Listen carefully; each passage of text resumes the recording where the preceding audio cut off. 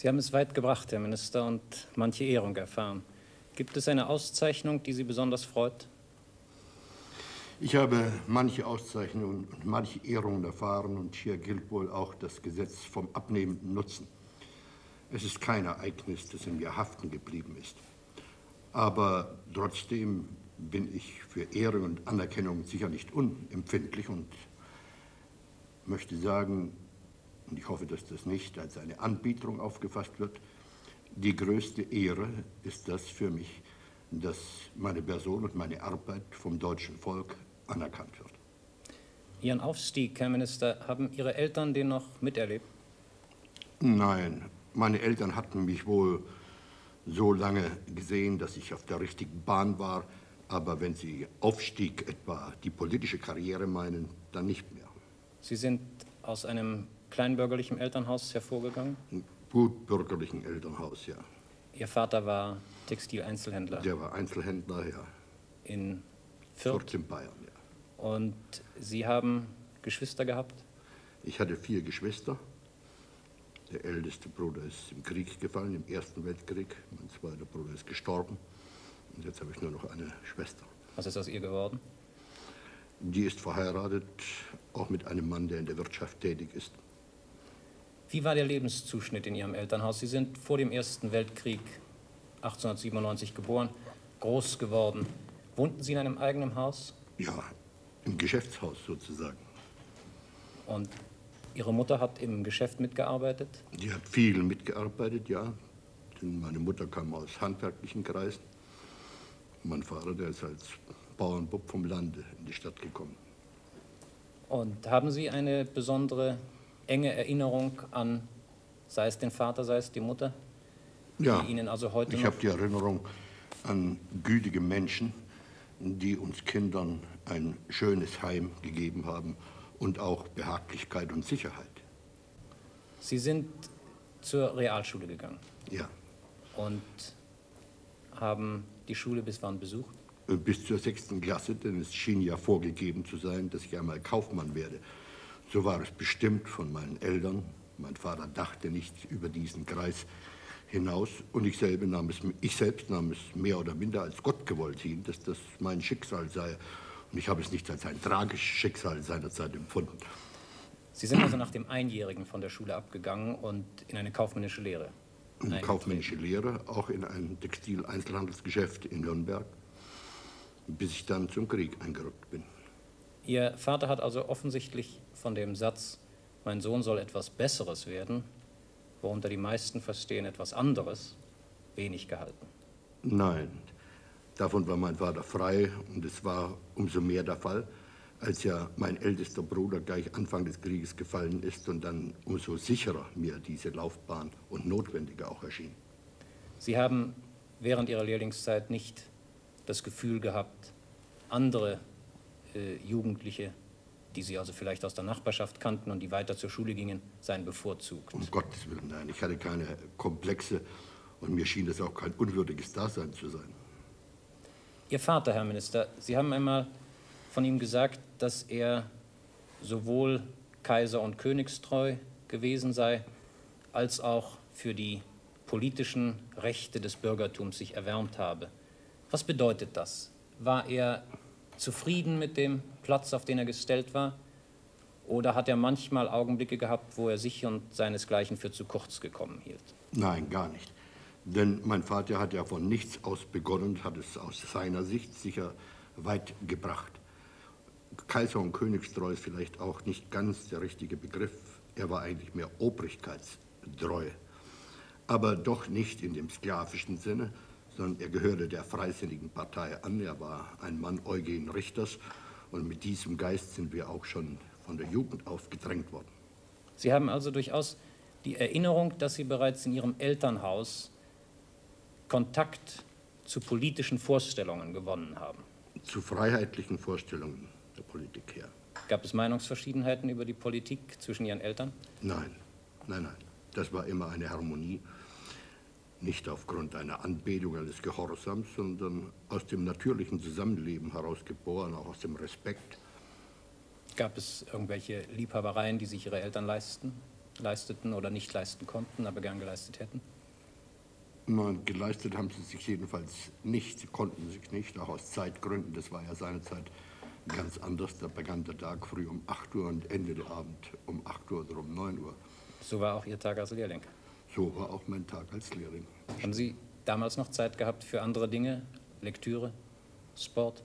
Ach, ja, doch, aber natürlich in Maßen. Es gibt Jedenfalls nicht zu vergleichen mit heutigen Vorstellungen.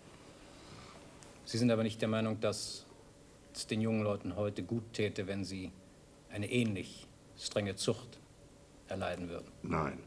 Ich meine, das ist völlig falsch gesehen, dass man sein Erleben aus der Jugend und die Umweltbedingungen jener Zeit glaubt, in die Gegenwart verpflanzen zu können oder verpflanzen zu sollen. Nein, ich sehe dem heutigen Geschehen doch einen Fortschritt gegenüber früher.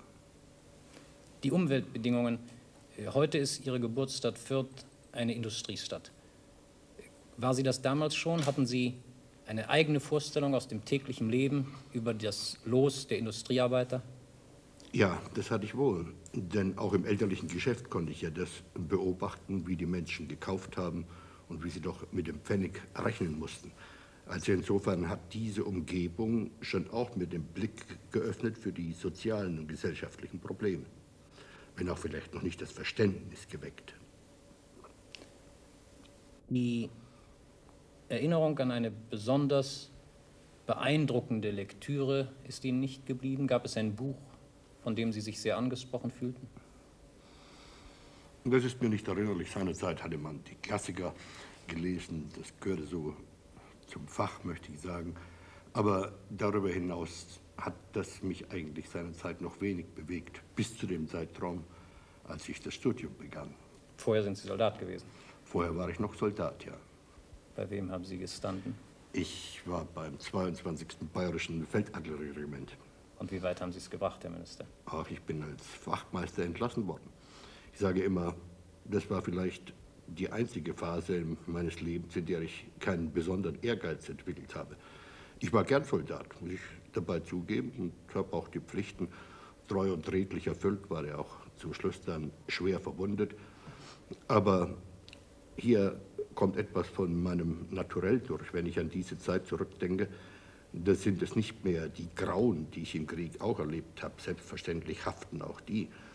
Aber ebenso deutlich sind für mich so die heiteren Erlebnisse des Soldatenseins. Gibt es eine Erinnerung? Gibt es eine spezielle Erinnerung? Oder gibt es so viel, das wären Storys, die den Abend füllen würden. Warum haben Sie sich nach dem Kriege entschlossen zu studieren? Zuerst war es eigentlich ein durch meine Verwundung herbeigeführter Zufall oder Notwendigkeit. Ich konnte mich kaum bewegen, ich war sehr schwer verwundet und wollte doch nicht völlig untätig sein. Der Geist war ja immerhin rege. Und da hatte mein Vater Verständnis dafür, dass man diese Zeit nutzen sollte. Im Jahr 1919 wurde in Nürnberg die Wirtschaftshochschule für Wirtschafts- und Sozialwissenschaften eröffnet. Und da ging ich hin, zuerst als Hörer, und wollte mal sehen, was man da eben noch dazu lernen kann. Es war sicher eine ganze Menge, wie ich dann erfahren habe. Aber es war noch nicht beabsichtigt, dass ich da ein Studium beginnen soll. Aber ich habe sehr bald Blut geleckt, um es mal so zu sagen, und fühlte mich unmittelbar angesprochen und hatte sehr schnell den Eindruck, dass das eigentlich das ist, wohin mein Leben gehört. Sie hatten keinen Zweifel an der Studienrichtung. Es war Volkswirtschaft von Anfang an? Die Auswahl war zunächst einmal natürlich vorgegeben durch meinen vermeintlichen späteren Beruf. Aber mein Studium hat sich ja dann auch sehr gewandelt. Ich begann mit Betriebswirtschaftslehre ohne echte innere Beziehungen, bin dann zur Volkswirtschaftslehre übergegangen, immer mehr zur Soziologie und bin schließlich bei der Philosophie auch gelandet, mindestens in der Neigung, wenn auch nicht im Examen. Ihr Examen haben Sie in Volkswirtschaft an der Universität Frankfurt gemacht? Ja, ich habe das kaufmännische Diplom erworben in Nürnberg, aber den Doktor bei Professor Franz Oppenheimer in Frankfurt. Haben Sie sich während Ihres Studiums einer politischen Studentengruppe angeschlossen? Nein. Ich gehöre nicht zu den Vereinsmeiern, obwohl ich da ganz bestimmt nichts dagegen sagen möchte. Aber ich war doch sehr individualistisch im Studium und ich war vor allen Dingen so mit mir selbst beschäftigt, mit dieser ganzen inneren Umkrempelung, die ich zu vollziehen hatte, dass die äußeren Formen der Einordnung in diese mehr kollektiven Gruppen mir nichts bedeutet haben. Empfinden Sie es nicht rückblickend als außergewöhnlich, dass Sie sich in dieser Zeit, in der Weimarer Republik, in der so viele Kriegsheimkehrer von politischen Ideen umgetrieben wurden, dass Sie in dieser Zeit keinen politischen Anschluss gesucht haben? Nein, ich halte das nicht merkwürdig. Es war nicht so, dass ich etwa unpolitisch gewesen wäre. Ich nahm schon Anteil an dem Geschehen. Mir sind die politischen Gestalten dieser Zeit durchaus bewusst und lebendig. Ich habe auch ein sicheres Urteil über sie gewonnen. Das hat mich schon interessiert. Aber gleichzeitig hat es mich auch enttäuscht. Denn als ich den Sprung, den ich ja auch zu vollziehen hatte, aus dieser obrigkeitlichen Ordnung bis zum Ersten Weltkrieg in die Republik hinein vollziehen musste, da war ich natürlich auch erfüllt von dem Gedanken, dass etwas Neues kommen müsste, dass das Leben des Volkes einen neuen Inhalt, eine neue Ausrichtung bekommen hat und dass nicht nur die alten Mittel und Methoden mit etwas mehr sozialem Salz vielleicht dann wieder aufkommen könnten. Sie waren als Wirtschaftswissenschaftler enttäuscht von der Weimarer Republik? Nicht nur als Wirtschaftswissenschaftler, nein. Ich war zutiefst davon überzeugt, dass die Republik die würdigste Staatsform ist. Nur wollte ich dieser Republik gerne, ohne es seinerzeit mir schon bewusst zu sein, einen etwas glaubhafteren, einen überzeugenderen Ausdruck gegeben haben. Was empfanden Sie als so hausbacken antiquiert an der Gesellschaftspolitik der Weimarer Republik? Es ist eigentlich kein neuer Gedanke gegenüber früher aufgekommen. Man hat sie nur etwas umgekrempelt und man hat dann in den verschiedenen Koalitionen einmal mehr und einmal weniger etwas von dem oder jenem Gedanken dazugegeben. Aber etwas grundsätzlich Neues, gesellschaftspolitisch, wurde in der Weimarer Zeit eigentlich nicht geboren. Was haben Sie seinerzeit gewählt? Demokratische Partei. Ein Lehrer, den Sie gehabt haben, Professor Vershofen, hat zu Ihrem 60. Geburtstag, also viele Jahre später, gesagt, er habe schon damals den Eindruck gehabt, dass Sie, Herr Minister, durchaus auch ein Wissenschaftler seien, aber eigentlich für die Politik geboren. Wie ist er zu dieser Auffassung gelangt? Ich lernte Vershofen kennen, da zeichnete sich schon das Dritte Reich ab. Noch nicht in seiner ganzen Tragik, aber doch die Kräfte und die bewegenden Elemente, die Personen waren ja bekannt und ich hielt seinerzeit schon die Entwicklung für äußerst bedenklich und gefährlich und habe aus meinem Herzen keine Mördergrube gemacht. Ich habe seinerzeit im Tagebuch geschrieben, also da habe ich mich schon politisch betätigt, aber vor allen Dingen in dem engeren Freundeskreis, den wir im Institut hatten, in dem ich arbeitete, um Vershofen herum, da haben wir dann sehr viel Politik getrieben und haben unsere Meinungen ja fast täglich ausgetauscht. Aber es hat Sie damals doch nicht gedrängt, in der aktiven Politik zu wirken? Nein, dazu war ich auch innerlich noch nicht weit genug, um den festen Standort gefunden zu haben im bürgerlichen Leben, wenn ich mal so sagen darf, um die Überzeugung hegen zu können, auch schon nach außen fruchtbar und überzeugend wirken zu können. Sie haben diese Zeit, also die 20er Jahre und die allerersten 30er Jahre, einmal rückblickend als die eigentlich persönlich befriedigendste und erfüllteste Ihres Lebens bezeichnet. Woran lag das?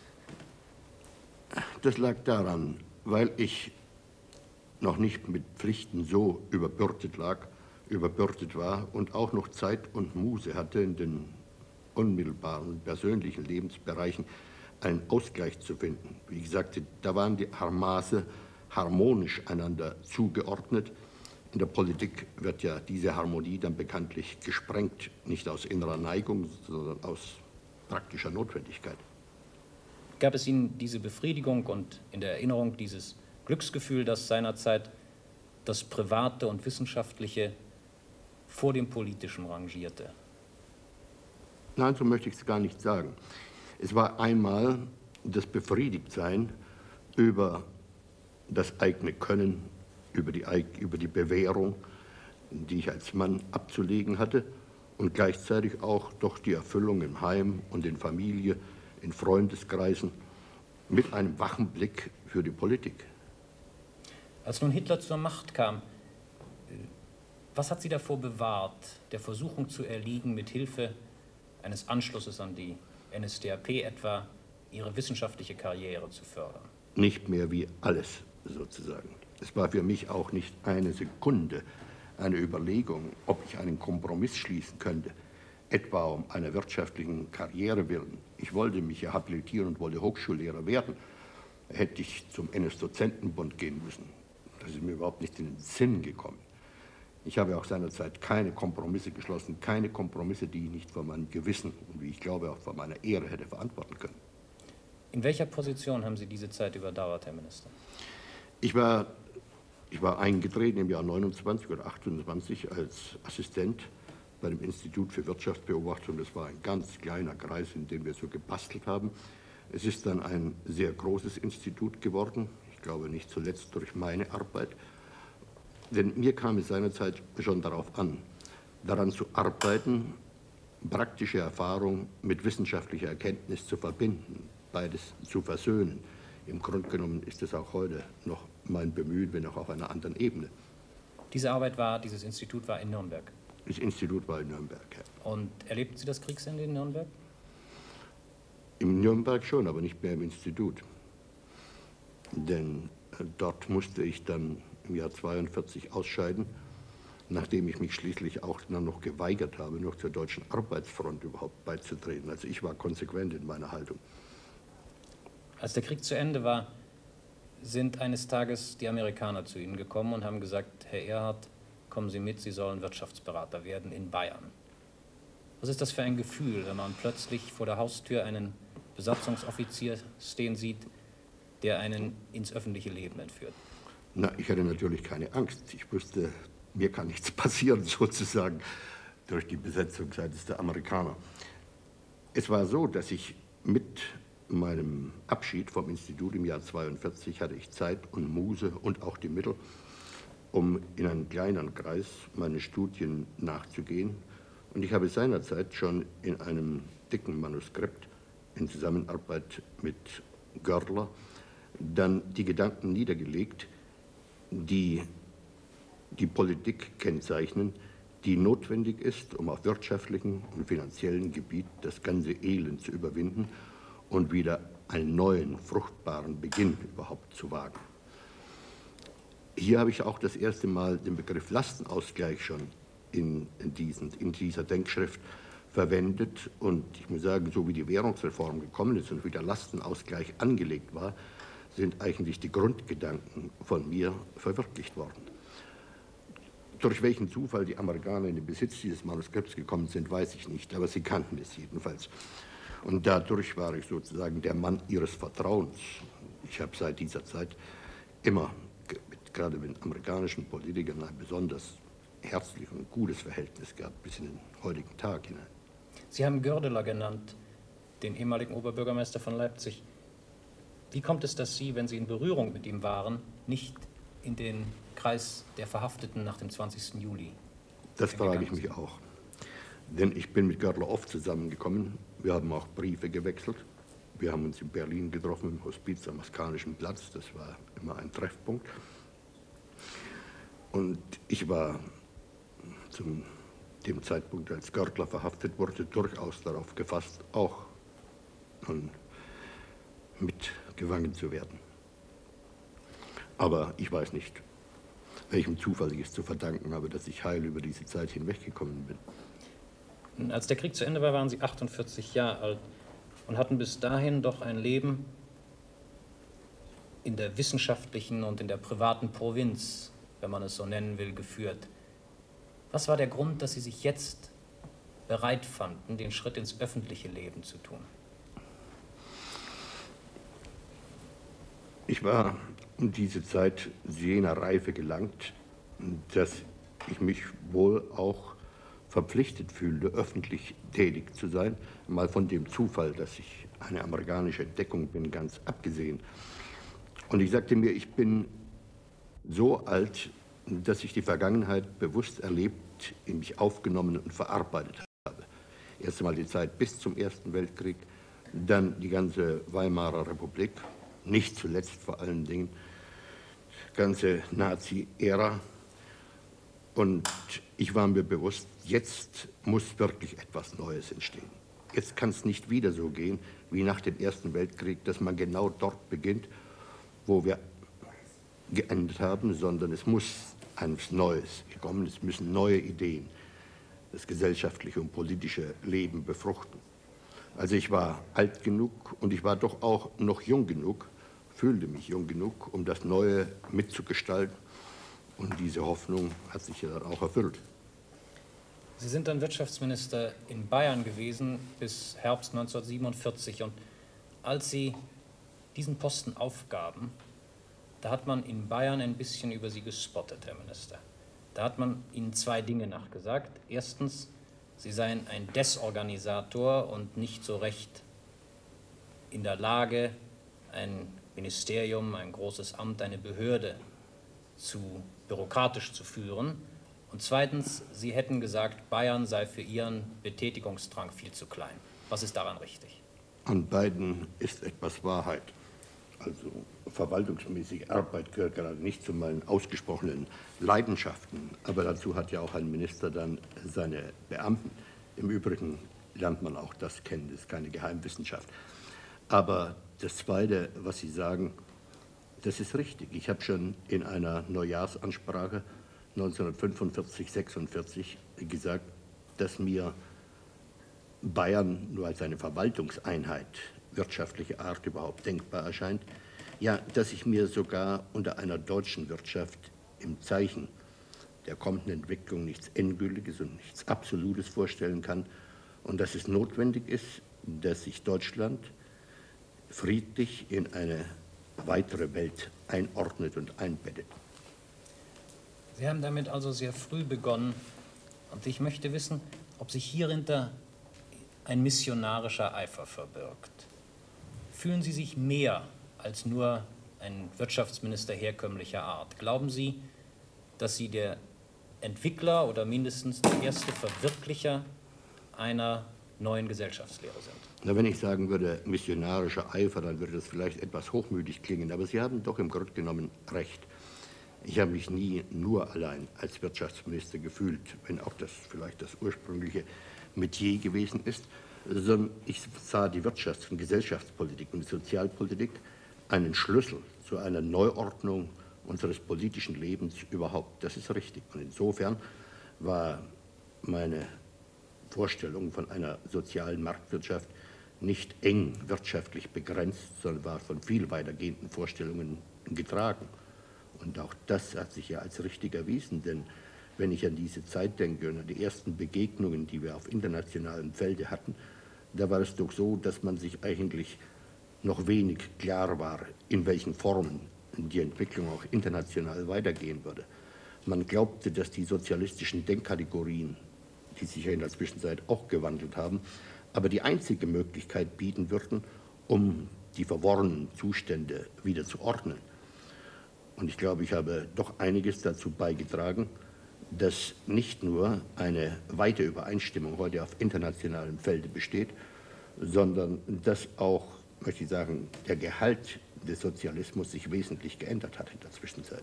Sie führen diese Änderung beispielsweise der Ideen der Sozialdemokratischen Partei auf den Einfluss der sozialen Marktwirtschaft zurück? Ich glaube, das wird niemand bestreiten. Ich glaube, auch die Sozialdemokratie wird das nicht bestreiten. Herr Minister, was ist an einer politischen Karriere vom Zufall und Glück und was vom Talent abhängig? Und welches Talent ist das Wichtigste für einen Politiker? Ich würde das nicht als Talent bezeichnen, sondern ich würde glauben, dass für einen richtigen Politiker, so wie ich ihn erkenne, die Gesinnung das Maßgebende ist. Die Redlichkeit, die Wahrhaftigkeit, mit der er seine Arbeit anpackt und mit der er auch dem Volke begegnet.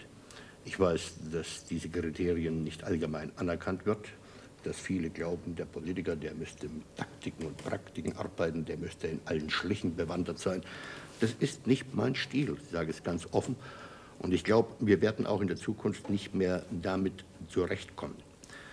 Jedenfalls, ich werde es nicht tun. Und wenn ich weiterwirke, dann wird sich vor allen Dingen dieser Stil wandeln. Sie haben schon oft gesagt, man müsse sich an Ihren Stil gewöhnen. Wie sieht dieser Stil aus, den der Minister Erhard als politischen Stil bevorzugt? Ich würde sagen, dass das, was ich geschworen habe, dass das in etwa das ist, was mir vorschwebt als politischer Stil, Gerechtigkeit zu üben gegen jedermann und das deutsche Volk vor Schaden zu bewahren. Zurück zu Ihrer Laufbahn. Sie waren Leiter der Sonderstelle Geld und Kredit beim Frankfurter Wirtschaftsrat und haben an der Währungsreform mitgearbeitet. Wie groß war der Anteil der deutschen Berater an der Währungsreform und wie viel haben die Amerikaner schließlich doch alleine entschieden? Das ist natürlich nicht in Prozenten zu messen, aber es bestand eine sehr enge Verbindung zwischen den Sachverständigen der Alliierten, insbesondere dem amerikanischen Vertreter, und der Sonderstelle Geld und Kredit und vor allem wieder mit mir. Ich stimmte völlig damit überein, dass die Währungsreform mit dem Spuk der Vergangenheit aufräumen müsste, dass also eine sogenannte harte Währungsreform die sozial wohltätigste ist und dass erst aufgrund einer solchen Währungsreform dann auch die nicht minder wichtigen wirtschaftspolitischen Reformen durchgeführt werden konnten. Sie sehen keine Ungerechtigkeit in der unterschiedlichen Behandlung damals von Bargeldersparnissen und Sachwerten wie Aktien zum Beispiel? Doch zweifellos. Und ich sagte ja vorhin schon, dass ich im Jahr 1942 schon das Problem des Lastenausgleichs angesprochen habe, denn das war unbedingt notwendig, womit ich nicht sagen möchte, dass nun mit diesem Lastenausgleich, wie er praktiziert worden ist, nun alle Ungerechtigkeiten auf der Welt beseitigt sind. Das wird es niemals geben. Ihre soziale Marktwirtschaft, Herr Minister, soll nach Ihren Worten den alten Konjunkturzyklus von Aufschwung, Hochkonjunktur, Niedergang und Krise durchbrochen haben. Halten Sie diese Behauptung noch aufrecht? Das ist nicht der letzte Inhalt der sozialen Marktwirtschaft, aber ich sah es immerhin als eine wichtige Erscheinung an. Bis dahin war man der Meinung, dass man die Konjunkturen nach oben und nach unten ausschwingen lassen müsste, dass weder der Staat noch irgendein anderer das Recht haben sollte, in diesen gesetzmäßigen Ablauf einzugreifen. Aber auch das gehörte zu der Erkenntnis, dass in der modernen Zeit mit ihrem politischen und sozialen Gehalt die Menschen nicht mehr willens sind, sich diesem Spiel hinzugeben und dem Treiben tatenlos zuzusehen. Und darum musste eine Wirtschaftsordnung gefunden werden, die nach Möglichkeit stetig aufwärts gerichtet ist. Das war ja auch der Fall, aber vor allen Dingen gefährliche und krisenhafte Einbrüche vermeidet. Denn wenn ich mal von der Augenblick aus spreche und ich stelle mir vor, dass bei einer unglücklichen Entwicklung, wenn die Menschen nun wirklich gar nicht hören wollen und immer das Falsche zu tun bereit sind, dann die Folgen dann auftreten würden und dann etwa Arbeitslosigkeit wieder entstehen würde, das würden wir nicht durchstehen, würde niemand durchstehen. Und das ist eben das Merkwürdige, wenn es gut geht, dann will niemand etwas vom Staat wissen. Ich nehme da die Unternehmer und die Arbeitgeber durchaus zusammen, aber wenn es schlecht geht, dann können Sie überzeugt sein, dass alle nach dem Staat rufen. Was würde geschehen, wenn wir eine größere Arbeitslosigkeit bekämen?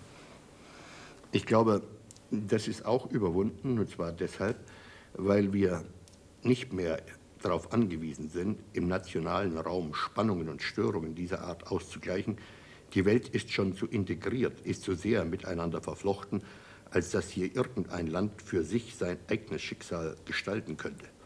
Was immer auch im nationalen Raum zu tun aufgegeben ist, aber der weitere Raum schafft sehr viel bessere Möglichkeiten, um gefährlichen Entwicklungen rechtzeitig entgegenzuwirken und Störungen auf sehr viel breiterer Grundlage von vornherein zum Ausgleich zu bringen. Unter welchen Bedingungen glauben Sie, gleichzeitig Vollbeschäftigung, Mengenkonjunktur und stabilen Geldwert garantieren zu können? Garantieren zu können, ist ein kühnes Wort. Aber ich habe es ja deutlich oft ausgesprochen, es wird nicht gehen, ohne dass die Menschen eben Vernunft annehmen oder ich will es duldsamer sagen, ohne dass sie bereit sind, sich innerhalb der Maße zu bewegen, die nun einmal durch die Realitäten des Lebens gesetzt sind. Der Streit um den Anteil am Sozialprodukt ist müßig. Das war ja auch einer der tragenden Gedanken 1948, dass ich gesagt habe, wenn wir uns darüber zerstreiten, wie von diesem auf ein Minimum zusammengesunkenen Sozialprodukt jeder einen gerechten Anteil erhalten solle, dann verkommen wir in Armut und in Not. Es gibt nur ein fruchtbares Mittel, daraus sich zu erlösen.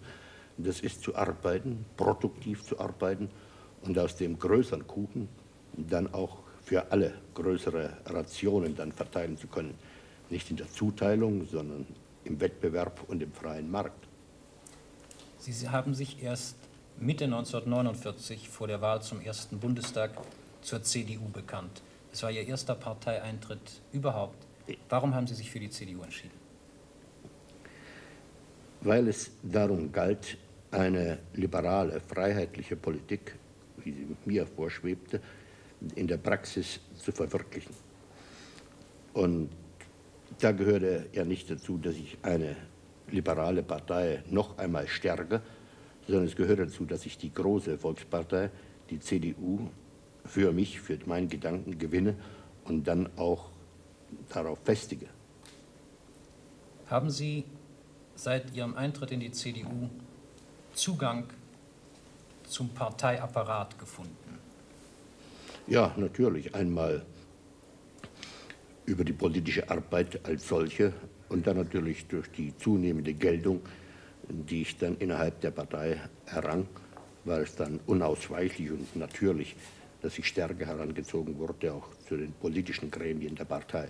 Ich gehöre ja heute dem Präsidium an. Manchmal sagt man, Herr Erhard, dass Sie einmal das Rauschen des Mantels der Geschichte gehört hätten und zugegriffen hätten. Nämlich 1948, als Sie die Bewirtschaftung und Preisbindung aufgehoben haben. Darüber gibt es viele Anekdoten. Und ich würde gerne Ihre Lesart hören. Wie ist das damals gewesen? Ich wusste genau, was die Währungsreform bringen wird, auch in ihren Auswirkungen bedeutet. Und sie konnte nur gelingen, wenn wir gleichzeitig eine entscheidende Wirtschaftsreform von einem völligen Zwang hin zu einer möglichst großen Freiheit eröffnen. Das aber musste naturnotwendig die Auflösung aller Bewirtschaftungsmaßnahmen zur Folge haben, aller Preisbindungen und dergleichen mehr. Aber die Vorstellung war in den Köpfen jener Zeit so undenkbar, dass man nur in einem kühlen Durchbruch das erreichen konnte. Der Frankfurter Wirtschaftsrat hat mir in dem sogenannten Leitsätzegesetz weitgehende Vollmachten eingeräumt, in der Erwartung, dass man nicht genau weiß, was die Währungsreform mit sich bringt und man gegebenenfalls auch schnell handeln müsste. Dann habe ich seinerzeit als Direktor der Verwaltung für Wirtschaft dann heimlich und leise so in meinem Schubladen alle Aufhebungen der Bewirtschaftungen gesammelt. Und ich habe alle Mahnungen und alle Befürchtungen in meinen eigenen Beamtenapparat zerstreut, die gesagt haben, um Gottes Willen, Sie werden doch nicht vorhaben, da so etwas zu tun. Ich habe gesagt, nein, nur für alle Fälle. Und natürlich konnte ich es gar nicht, mich verständigen mit der Militärbürokratie. Die hätte natürlich noch weniger Verständnis dafür gehabt und ich noch weniger Einfluss. Und dann am Sonntag der Währungsreform habe ich das dann verkündet, in der sicheren und richtigen Annahme, dass an einem Sonntag keine Verwaltungsbürokratie arbeitsfähig ist. Und dann war es geschehen. Am darauffolgenden Montag bin ich dann gleich früh, zu früher Stunde, zur Militärregierung beordert worden, also auch zu den Verwaltungsorganen.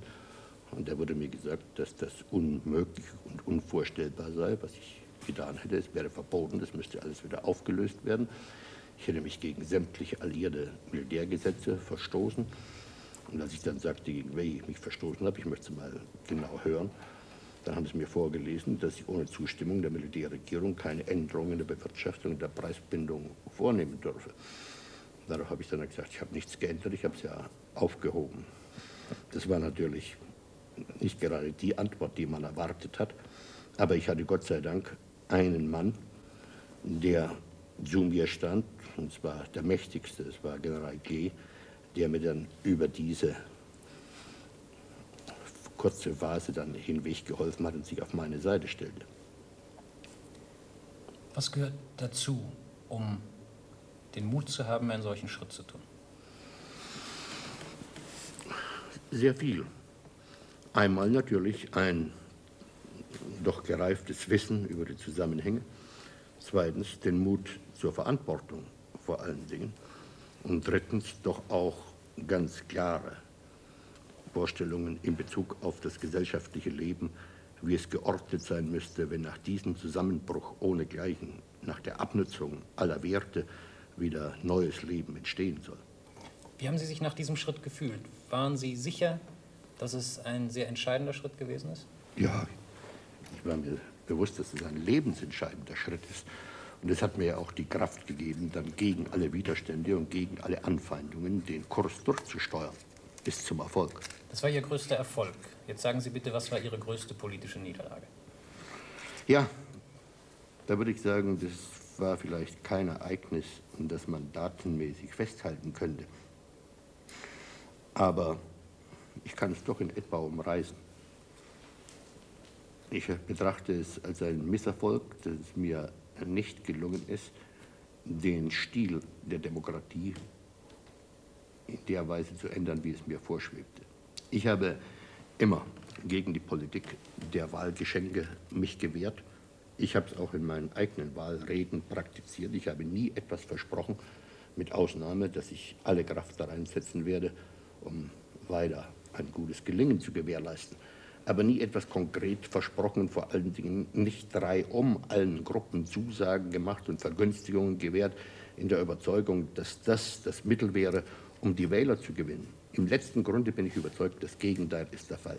Denn das ist zwar im Einzelnen, mag das ganz angenehm empfunden worden sein von dem und jenen, aber schließlich hat das deutsche Volk doch ein gesundes Empfinden dafür, dass die Korrumpierung, die damit sehr nahe gerückt ist, eben kein brauchbares und kein überzeugendes politisches Instrument ist. Wie viele Zigarren rauchen Sie am Tag, Herr Minister? Na, so von früh bis Abend. Was sagt der Arzt? Der hat sich daran gewöhnt. Man hat manchmal den Eindruck, dass Sie gerne auf Wahlversammlungen reden. Sehr gerne, ja. Sie gehen in Ihren Ansprachen nach Ansicht Ihrer parteipolitischen Gegner manchmal bis an die Grenze der Demagogie. Macht Ihnen Wahlkampf Spaß? Macht mir Spaß, ja. Wobei ich aber nicht sagen wollte, dass ich morgen Bundestagswahlen für wünschenswert achten würde. Aber mir macht das Spaß übrigens nicht nur Wahlversammlungen, sondern überhaupt die Ansprache an die Menschen. Denn weil ich frei spreche, bekomme ich Kontakt. Weil ich natürlich spreche, finde ich das Gehör der Menschen und wohl auch meist ihre Zustimmung. Und ich kann es mir in meinen Reden leisten, auf der einen Seite sie hart anzupacken, meine Zuhörer, aber sie auch besinnlich zu stimmen. Das kommt je nach der Stunde, werden die Akzente dann etwas verlagert, aber das spürt man ja auch aus der Reaktion und aus der Resonanz, wie man dosieren muss. Gar nicht um einer Demagogie willen, sondern um das zu erreichen, was eben dem Politiker vorschwebt und was ihm als notwendig erscheint, das gesagt werden muss. Und dabei fühlen Sie sich wohl? Dabei fühle ich mich wohl, ja. Ich glaube, in unserer heutigen Zeit, in der modernen Zeit, kann ein Politiker auf diese unmittelbare Ansprache gar nicht verzichten.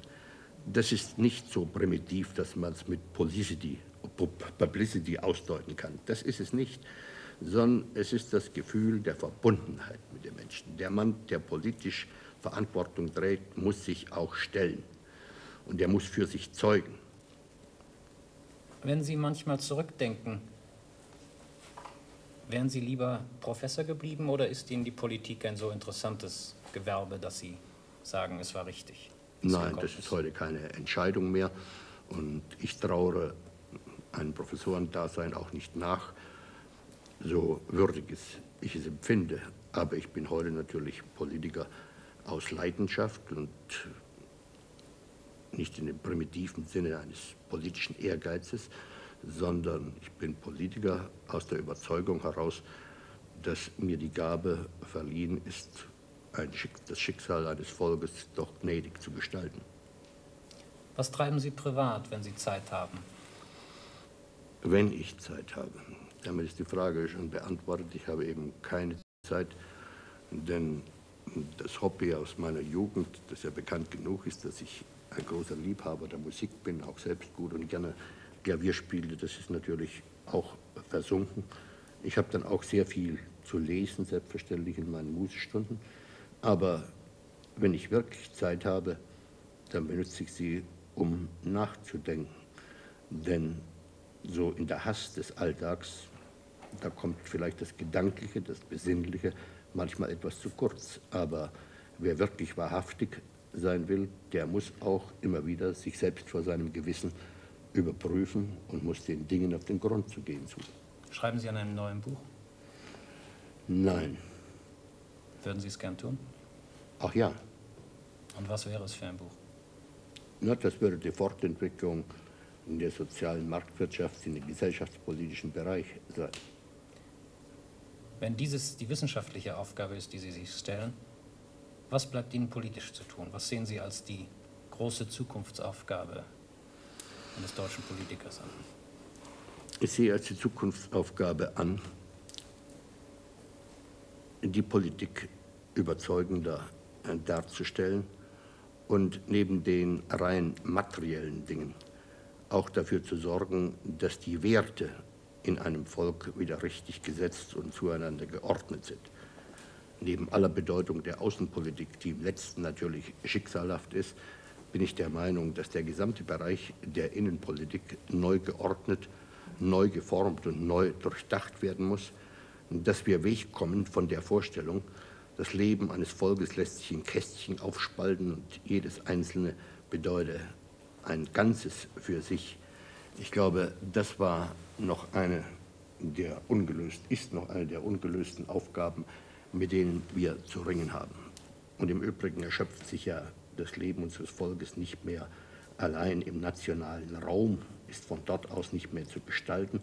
Aus dem Grund bin ich ja immer dafür eingetreten, dass neben der Bejahung aller schon durchgeführter Integration, Montanunion, Europäische Wirtschaftsgemeinschaft, das nicht das Ende sein kann, sondern dass wir das ganze freie Europa in sich zu versöhnen und zu einigen haben.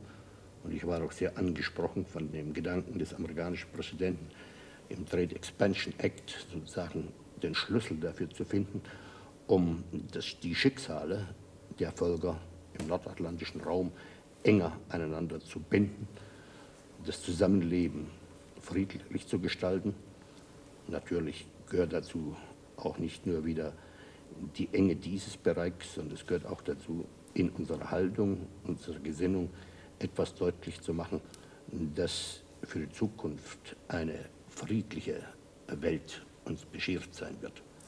Als Deutscher gehört es natürlich zu meinen unverzichtbaren Aufgaben, dafür zu sorgen, dass das Recht der Selbstbestimmung auch für das ganze deutsche Volk Gültigkeit haben muss.